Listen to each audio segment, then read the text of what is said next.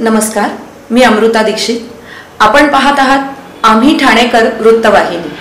ढोल ताशाच्या गजरात जय भवानी जय शिवाजीच्या जयघोषात हजारो कार्यकर्त्यांच्या उपस्थितीत मिरवणुकीद्वारे जोरदार शक्तीप्रदर्शन करत ठाणे लोकसभेचे महायुतीचे शिवसेनेचे उमेदवार नरेश म्हस्के यांनी आपला उमेदवारी अर्ज दाखल केला. यावेळी मुख्यमंत्री एकनाथ शिंदे यांनी नरेश म्हस्के हे रेकॉर्ड ब्रेक मताधिक्याने विजयी होतील असा विश्वास व्यक्त केला. मिरवणुकीत शिवसेना, भाजपा, राष्ट्रवादी काँग्रेस, मनसे, रिपाई व मित्र पक्षांचे पदाधिकारी, कार्यकर्ते, युवा सेना, महिला आघाडीच्या कार्यकर्त्या मोठ्या संख्येने उपस्थित होत्या.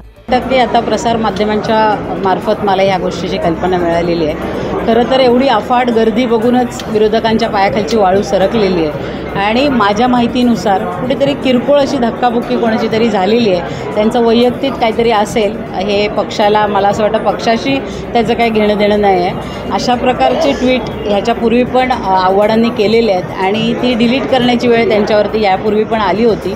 असंच राजन विचारे देखील बोलत आहेत. कारण मला असं वाटतं की या प्रसार माध्यमावरती काहीतरी अशी अफवा पसरवायची आणि ही जी आलोड गर्दी जी झालेली आहे त्यामुळे ज्या निवडणुकीवर परिणाम होणार आहे या भीतीपोटी अशा प्रकारचे काहीतरी आरोप मला असं वाटतं विरोधक करत आहेत. आणि आत्तापर्यंत मी पोलीस स्टेशनला देखील चौकशी केलेली आहे, तर पोलीस स्टेशनलाही कोणत्याही प्रकारची गुन्ह्याची नोंद झालेली नाही आहे. त्याच्यामुळे मला असं वाटतं की किरकोळ वादावादी जर कोणाची झाली असेल तर त्याचा मोठा बाऊ करून अशा प्रकारे प्रसार माध्यमांसमोर मांडणं ही विरोधकांची पहिल्यापासूनची भूमिका आहे. आणि गुंड जर म्हणाल तर मला असं वाटतं की शिवसैनिक आम्ही सगळे गुंडच आहोत. विरोधाला विरोध करणं ही आमची नेहमीच भूमिका राहिलेली आहे. कारण मला असं वाटतं की वारंवार अशा प्रकारचं आम्हाला हिणवणं, गुंड बोलणं, गद्दार बोलणं हे त्यांच्या संस्कृतीत आहे. त्याच्यामुळे आमच्या कार्यकर्त्यांना पण ते गुंड बोलत असतील किंवा काय बोलत असतील तर त्याला आम्ही एवढी भीक घालत नाही आहे. आणि आज जी अफाट गर्दी जनसमुदाय त्यांनी जो बघितला, त्यांनी आता बऱ्याचशा चर्चा करायला लागलेली की भाड्याने आणलेल्या. मला असं वाटतं की त्यांच्यावरती भाड्याने आणण्याची गरज त्यांना पडली होती आणि ही स्वतःहून उत्स्फूर्तपणे प्रतिसाद लोकांनी जो दिलेला आहे. आणि विजयाची रॅली आज मला असं वाटतं फॉर्म नुसता न भरता आम्ही विजयाची रॅलीच काढली. त्याच्यामुळे अशा प्रकारचं संभ्रमाचं वातावरण तयार करण्यात राजन विचारे आणि आव्हाड अशा प्रकारचे वल्गना करतायत, तर त्याच्यामुळे आम्ही त्याला जास्ती हे करणार नाही. मला असं वाटतं की शिवसेनेत शिस्त पाळली जाते आणि जर असंच काय घडलं असेल तर पक्षश्रेष्ठी त्याच्यावरती नक्कीच त्यांना बोलवून समज देतील. आणि आम्हाला जनरल आम्ही ज्या ठिकाणावरून आलेलो आहे तर आम्हाला वाटत नाही एवढं मोठं काय झालेलं आहे, किरकोळ वादावादी झालेली आहे, तर त्याच्यामुळे पक्षश्रेष्ठी नक्कीच समज देण्याचा प्रयत्न करतील त्यांना. नरेंद्र मोदीजींना त्या ठिकाणी प्रधानमंत्री बसवण्याकरता या देश जो आहे तो विकसित भारत पुढे नेण्याकरता आम्ही सगळे कटिबद्ध आहोत.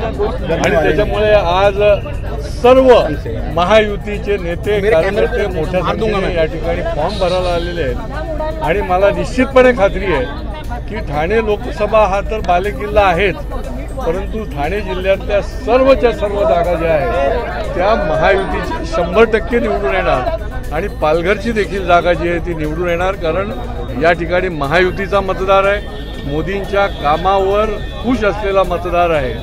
जनसामान्यांच्या या ठिकाणी काम केंद्र सरकारने केलेलं असल्यामुळे या ठिकाणी मोदींचा विजय होणार आणि 100% जागा निवडून येणार.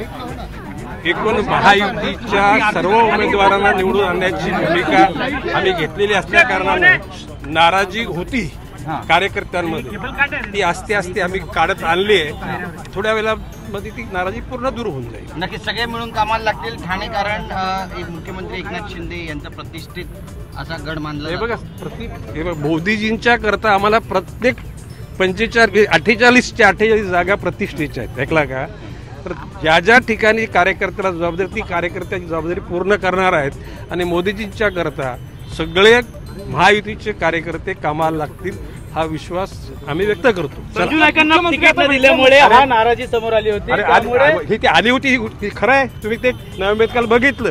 परंतु कार्यकर्त्यांना आम्ही सांगितलं की मोदीजींना तिसऱ्यांदा प्राईम मिनिस्टर बनवण्याकरता आपल्याला सर्व गोष्टीला दाबून धरायला लागेल आणि आपल्याला योग्य पद्धतीने काम करायला लागेल. ओके, आपली भेट झाली, आपली चर्चा झाली विषयावरती. मुख्यमंत्र्यांची आमची भेट झाली, हस्त आंदोलन झालं आणि चांगलं काम. नाईक साहेब हिंदी में बता दीजिए. नाईक साहेब सर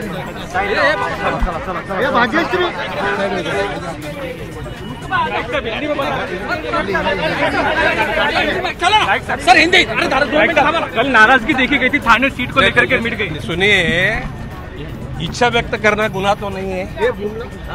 डेफिनेटली कार्यकर्ताओं के मन में इच्छा थी, लेकिन माननीय पंतप्रधान नरेंद्र जी मोदी को तीसरी बार प्राइम मिनिस्टर बनाने के लिए महायुति के सभी कार्यकर्ता एक दिल से काम करने के लिए डिसाइड किया है और वो काम करेंगे। 2 साल से तैयारी करते संजीव नाइक जी। अरे देखो, 2 साल से 5 साल से वो महत्व का नहीं। आज के तारीख में जो महायुति का जो टारगेट है उसको आप पूरा करना, यही हमारी जिम्मेदारी है। सर, आपका पदाधिकारियों और कार्यकर्ता आपका पैकेज होगा।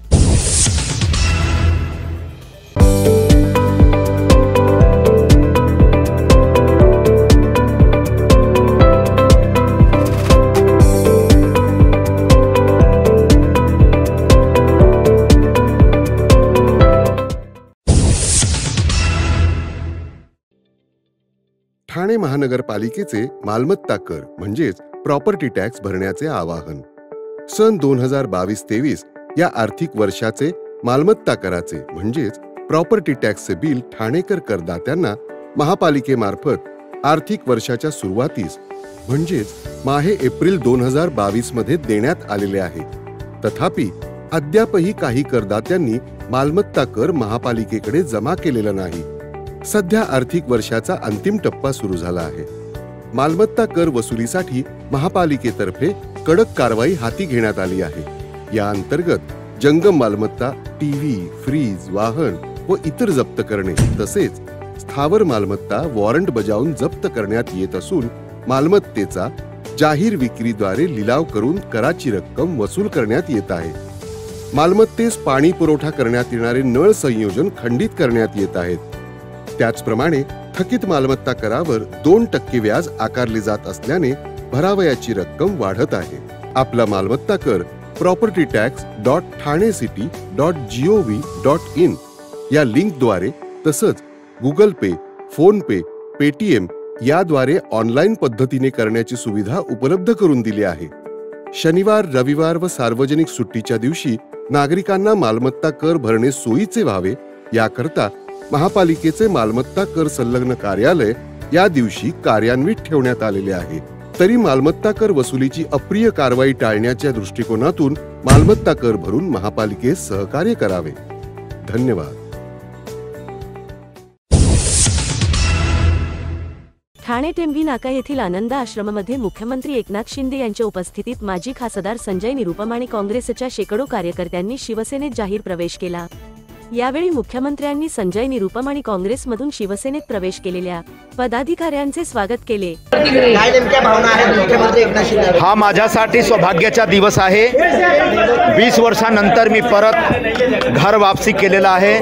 माझ्या रक्तात बाळासाहेबांचा विचार आहे. या विचार घेऊन पुन्हा शिवसेनेची मजबूती आणि शिवसेनेची ताकद वाढविण्यासाठी आणि माननीय मुख्यमंत्री श्री एकनाथ शिंदे साहेबांच्या ताकद वाढविण्यासाठी दिनरात अहोरात्र आम्ही काम करणार अशी मी गवाही देतो. सर, तुम्हाला प्रवक्ता आणि उपनेते हे पद देखील आज जे काही देणार द्या, काय नाही, एक शिवसैनिक म्हणून पण आम्ही काम करू शकतो.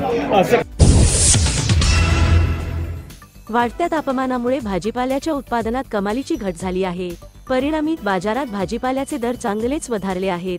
तापमान वाढल्याने भाजीपाला पाण्याभावी सुकत आहे, त्यामुळे बाजारात आवक कमी होत आहे. वांग्यासह इतरही भाज्यांचे दर किरकोळ बाजारात 40 ते 50 रुपये प्रति किलोवर पोहोचले आहेत. सध्या उन्हाळ्यामुळे भाजीपाल्याचे भाव वाढलेले आहे. भाजीपाला खूप कमी झालेला आहे उन्हाने. त्याच्यानंतर आता याच्यापुढे अधिक भाव वाढणारा भाजीपाल्याचे. सध्या फुलगोबी, मिरची आणि टमाटर हे खूप महाग झालेले आहे. याच्यापुढे अधिक महाग होतील. समार पण महाग आहे. सध्या काय भाव आहे भाजीपाला? कमीत कमी 60 रुपये किलो, कमीत कमी 60-50. वांगे 40 रुपये किलो, टमाटर 30 रुपये किलो आहे. लसण पण महागलेलं आहे, 60 रुपये. त्याच्यानंतर आलू 30 रुपये किलो आहे. फुलगोबी 80 रुपये किलो आहे. त्यानंतर भेंडी 60 रुपये किलो आहे. पालक पण महाग झाला. पालक 60 रुपये किलो झालेला आहे. त्याच्यानंतर पत्तागोबी स्वस्त आहे. पत्तागोबी 10 रुपये भाव आहे. त्याच्यानंतर आपला काकडी 40 रुपये किलो आहे. कधीपासून भाव वाढलेले? भाव 1 महिना झाला कमीत कमी वाढलेला आहे. याच्या पुढे अधिक वाढतील बा. ग्राहकांचं काय म्हणणं आहे? ग्राहकाचं प्रोसिजर आता खिशाच्या हिशोबानं आहे. आता ज्याजवळ असला तो घेते, ज्याजवळ नाही आहे तो कमी प्रमाणात घेते. 1 किलोचा जागी 1 पाव घेते, अर्धा किलो घेते, असं आहे.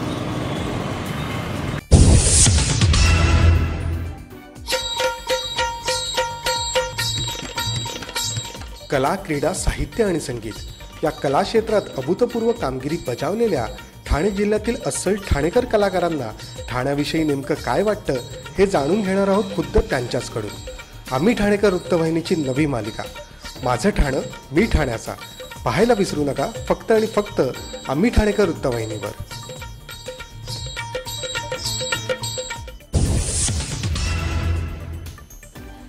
गोखल्यांची उसळ ते मामलेदारची मिसळ, तलावपाळीची भेळ ते उपवनला काढलेला वेळ, गडकरी रंगायतन ते काशीनाथ घाणेकर, आम्हाला अभिमान की आम्ही ठाणेकर.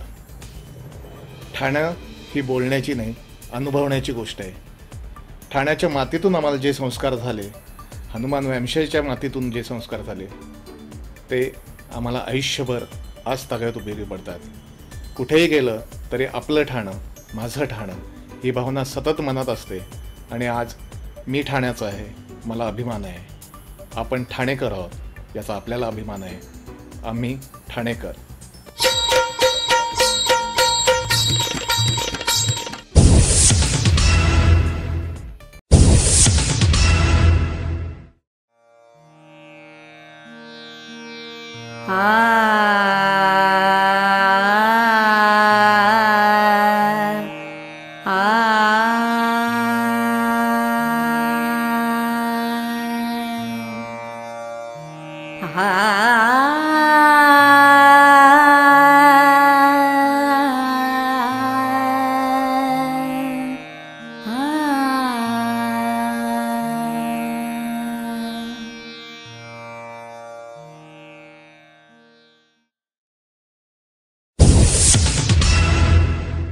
आम्ही ठाणेकर. आम्ही ठाणेकर. आम्ही ठाणेकर. आम्ही ठाणेकर. होय, ठाण्यात आम्हाला अभिमान आहे आणि होय आम्ही ठाणेकर.